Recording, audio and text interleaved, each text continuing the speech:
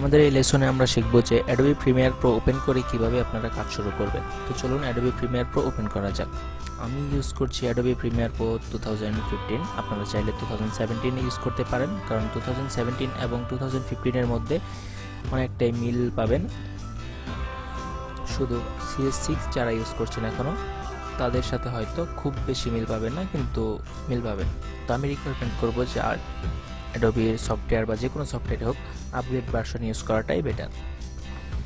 Adobe Premiere Pro open হওয়ার পর আমরা যে ওয়েলকাম স্ক্রিনটি দেখতে পাচ্ছি, এখানেও দেখুন যে নিউ এর মধ্যে প্রজেক্ট এবং ওপেন রিসেন্ট কিছু অপশন আছে। যে এখানে হচ্ছে যে নিউ হচ্ছে যে আমরা যদি নতুন কোনো প্রজেক্ট নিয়ে কাজ করতে চাই, যে নতুন একটি কাজ শুরু করব, তাহলে নিউ এর প্রজেক্টে ক্লিক করব এবং ওপেন রিসেন্টে যে অপশনগুলো দেখতে পাচ্ছি, এটি হচ্ছে আমার আগের যেই কাজ করা, মানে আমি লাস্ট যেই কাজগুলো করেছি অ্যাডোবি প্রিমিয়ার প্রো দিয়ে, সেই প্রজেক্ট ফাইলগুলো এখানে দেখাচ্ছে। আমি যদি ক্লিক করি তাহলে আমার আগের যে প্রজেক্ট ফাইলগুলো আছে সেগুলো ওপেন হবে এবং পুনরায় আমি সেখান থেকেই কাজ করতে পারবো। তো আমি যেহেতু নতুন করে একটি কাজ দেখাবো আপনাদের, সো নতুন একটি প্রজেক্ট আমি ক্লিক করতেছি এবং নতুন কাজ শুরু করব।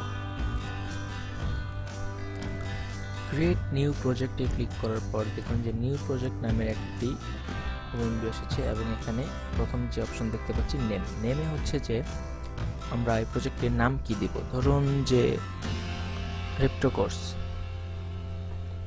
এই প্রজেক্টটি নিয়ে আমরা যে কাজটি করব, এই প্রজেক্টটি আমরা কোথায় রাখবো, কোন ফোল্ডারে রাখবো আমার কম্পিউটারের, সেই লোকেশনটি এখানে দেখিয়ে দিতে হবে। তো আমরা ব্রাউজে ক্লিক করব এবং আমার কম্পিউটারের যেই ফোল্ডারগুলো আছে আমার ইচ্ছা মতো আমি একটি জায়গায় রাখবো।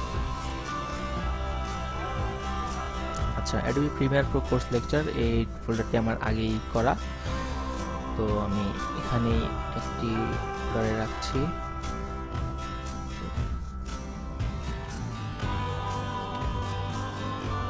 আচ্ছা, সিলেক্ট ফোল্ডার।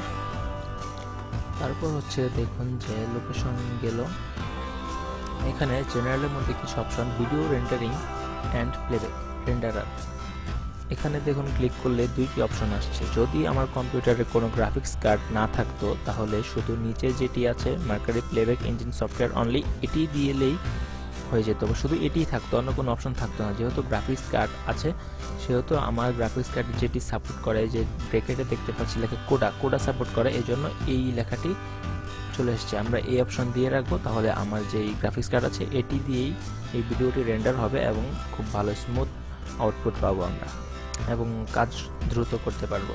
তো ভিডিও ফরম্যাট, টাইম কোড, এখানে দেখুন যে ভিডিও ফরম্যাটের টাইম কোড, ফিট, ফ্রেমস অনেক কিছু আছে, আপনারা টাইম কোডেই দিবেন। আমরা যেহেতু ভিডিও প্রত্যেকটা টাইম কোডে কাজ করব, এটি বেটার আর কি। তারপর অডিও স্যাম্পল থাকুক, আর ক্যাপচার ফরম্যাট ডিবি থাকুক, এটি কোনো সমস্যা না। আর ডিবি এবং এইচডিবি, এই দুটি হচ্ছে যে ডিবি হচ্ছে ডিজিটাল ভিডিও এবং এইচডিবি হচ্ছে হাই ডেফিনেশন ভিডিও। আচ্ছা, এই দুইটির মধ্যে হচ্ছে যেটি মূল পার্থক্য, এটি অ্যাডোবি প্রিমিয়ার প্রোর ভিতরে আমি আপনাদের পরে সেটি দেখিয়ে দেব। ভিতরে কিছু প্রিসেট আছে, সেগুলো দেখিয়ে দিলে আপনারা বুঝতে পারবেন। তো ওকে